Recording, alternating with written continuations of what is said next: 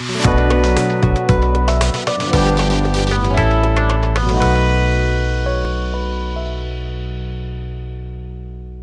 Fund के वर्तमान और संभावित निवेशक खुश रहें आप, खुश रहे आपका परिवार, बढ़ता रहे आपका पोर्टफोलियो और चढ़ता रहे भारत का स्टॉक मार्केट शेयर बाजार। चढ़ता रहे शेयर बाजार, मगर कैसे? पिछले सप्ताह भी कुछ ज़्यादा अच्छा संकेत नहीं रहा है। मगर आपको एक बात बताऊं कि अभी पोस्ट बजट बहुत अच्छे संकेत रहने वाले हैं भारत के स्टॉक मार्केट के लिए। वो क्या कुछ संकेत हैं, आज मैं आपको बताने वाला हूं कि पोस्ट बजट क्यों भारत के लिए अच्छे शुभ संकेत हैं। जिसमें पहला सबसे इंपॉर्टेंट कि DII हर दिन दिवाली, हर दिन खुशहाली और हर दिन रोकेगी FII की बिकवाली। कैसे DII रोकेगी FII की बिकवाली और मैनेज करेगी, सेट ऑफ करेगी, वो आज के इस वीडियो में बताऊंगा। साथ ही टैक्स के मोर्चे से बहुत बड़ी खुशखबरी आने वाली है सर, ऐसा लगता है कि नहीं? तो टैक्स में जो कि 14-15 लाख रुपए तक भारत में लोग कमा रहे हैं, उनको बहुत बड़ी राहत देने वाली है मैडम निर्मला सीतारमन। और इसका इंपैक्ट सीधा सीधा म्यूचुअल फंड मार्केट में होगा, स्टॉक मार्केट में होगा। कैसे बताता हूं, लेकिन अभी तक आपने मेरे इस चैनल को सब्सक्राइब नहीं किया बॉस, सबसे पहले सब्सक्राइब कर लीजिए। और साथ ही अगर बेल आइकॉन को प्रेस नहीं किया बॉस, सबसे पहले बेल आइकॉन को प्रेस कीजिए, सो दैट कि नए वीडियो आप तक पहुंचता रहे। So let us start right now. देखो सर, आयकर सबसे बड़ा रीजन कि क्यों पोस्ट बजट बहुत खुशखबरी आने वाली है। पहला रीजन, आयकर कानून में सुधार इस बजट में करेगी सरकार, संकेत मिल रहे हैं। इंडिया टुडे में एक आर्टिकल छपा और उस आर्टिकल के हवाले से यह न्यूज आ रहा है कि 15 लाख रुपए तक कमाने वाले लोगों को टैक्स छूट में बड़ी राहत मिलने वाली है। क्या कुछ संकेत मिल रहे हैं, आइए दिखाता हूं। संकेत यहां से मिल रहे हैं, ये देखिए, 15 लाख तक आय वालों को छूट का लाभ मिल सकता है। इंडिया टुडे न्यूज की रिपोर्ट, थोड़ा इसको एक्सप्लोर कर लेते हैं समझने के लिए। बेसिक एग्जेम्पशन लिमिट अभी कितना है सर? अभी है 3 लाख तक। न्यू रिजिम की बात कर रहा हूं मैं, और ऑलमोस्ट क्लाउडी हो चुका है ओल्ड रिजिम, और शायद वो बंद भी हो सकता है। बहरहाल देखने की बात है। 3 लाख तक अभी कोई टैक्स नहीं देना होता है। 3 से 6 लाख तक 5% टैक्स देना होता है। 6 से 9 लाख तक 10%, 9 से 12 लाख तक 15%, 12 से 15 लाख तक 20%, और 15 लाख से ऊपर कमाने वालों को न्यू टैक्स रिजिम में 30% का टैक्स देना होता है। अभी जो रिजिम न्यू रिजिम है उसके अकॉर्डिंग। अब जो इसमें सुधार के संकेत मिल रहे हैं, शायद इस पे विचार किया जा रहा है कि ये जो 3 लाख तक की बेसिक एग्जेम्पशन लिमिट है उसको बढ़ा के 4 लाख करना है। अर्थात जो व्यक्ति भारत में 4 लाख रुपए तक कमाते हैं उन्हें कुछ भी टैक्स नहीं देना होगा। ये बेसिक एग्जेम्पशन लिमिट रहेगी, जो न्यू रिजिम में अभी कितना है, 3 लाख, अर्थात 1 लाख रुपए ज्यादा इसमें लाने की बात हो रही है। दूसरा इंपॉर्टेंट लाइन जो आपको समझना चाहिए वो ये है कि इनमें अगला स्लैब है 5% का, जिसमें अभी है 3 लाख से 6 लाख। 3 लाख से 6 लाख तक जो व्यक्ति कमा रहे हैं उन्हें 5% टैक्स स्लैब में न्यू रिजिम में रखा जा रहा है। अब इसे बढ़ा करके 4 से 7 लाख किए जाने के संकेत मिल रहे हैं, यानी 4 से 7 लाख के बीच जो इनकम आएगा वो 5% के दायरे में आएगा। इसका इम्पैक्ट आएगा टैक्स छूट के रूप में।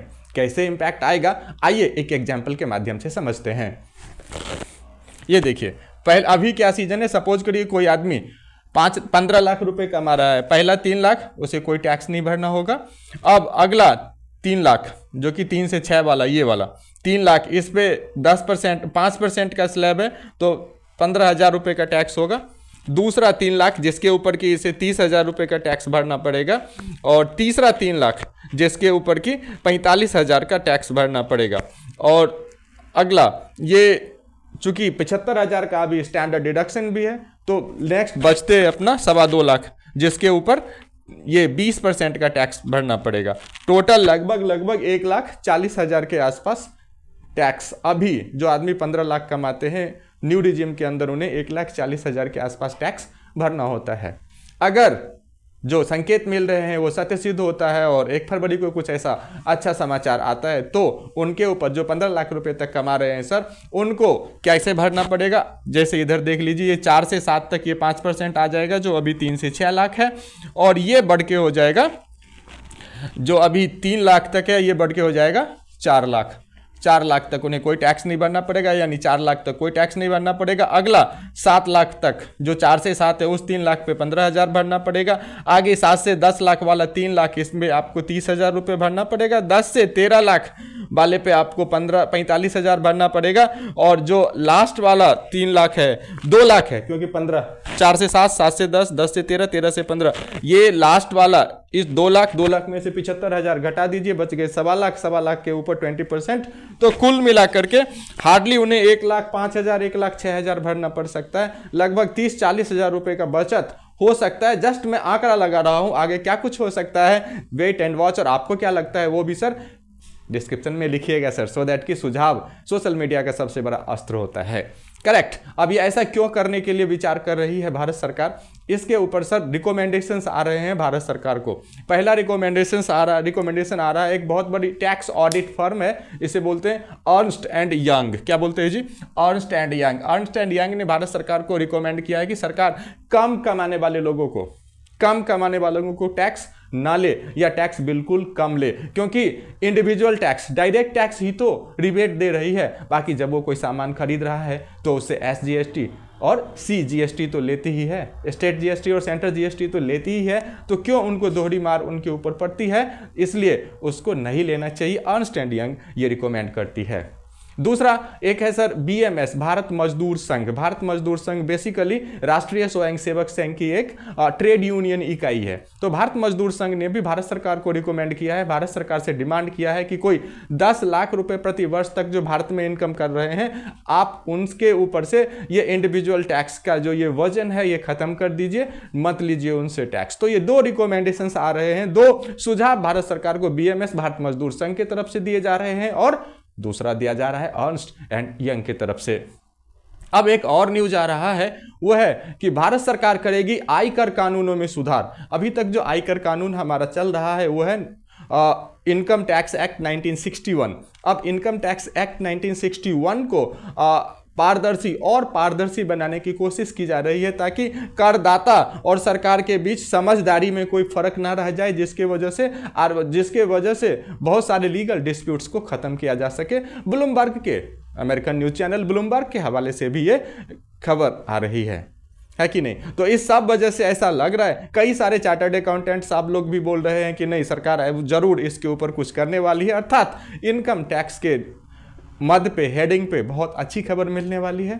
और इनकम टैक्स में अगर ये पैसा बचेगा तो 2 ही बातें होती है। इंडिविजुअल इन्वेस्टर्स के पैसे बचेंगे तो या तो उसे बचत करेगा, नहीं तो खर्च करेगा। बचत करेगा कहाँ करेगा? और इतने सारे म्यूचुअल फंड हैं कि वो म्यूचुअल फंड में भी पैसा आएगा। तो इस प्रकार जब उसका डिस्पोजेबल इनकम बचेगा, तो वो जब म्यूचुअल फंड लेगा तो म्यूचुअल फंड में DII की खरीदारी बढ़ेगी। मैं यही आपसे कह रहा था कि DII FII बिकवाली करेगी, उसको संभालेगा DII, क्योंकि पोस्ट बजट हमारे आपके रिटेल इन्वेस्टर्स के हाथ में पैसा बचने वाला है। और बचेगा तो वो SIP लगाएंगे, वो लमसम लगाएंगे, इक्विटी डेरिवेटिव्स डिफरेंट फंड में पैसा लगाएंगे, लॉन्ग टर्म उनका फाइनेंशियल गोल होगा। और DII जम के भारत के शेयर बाजार में खुशहाली लाने का काम करेगी। So keep it up DII, मैं तो ऐसा ही कोशिश करूंगा। दूसरा, कैसा रहेगा बाजार आने वाले दिनों में, इसके संकेत भी मैं आप लोगों को देने की कोशिश करता हूं, आप एक बार जरूर देखिएगा। कौन कौन से बड़े इवेंट अभी आने वाले दिनों में होने वाले हैं सर? सबसे पहला इवेंट होने वाला है ट्रंप जी का, डोनाल्ड ट्रंप। ये बहुत बड़ा शोमैन है, ये हमेशा अपने आप को न्यूज में रखता है।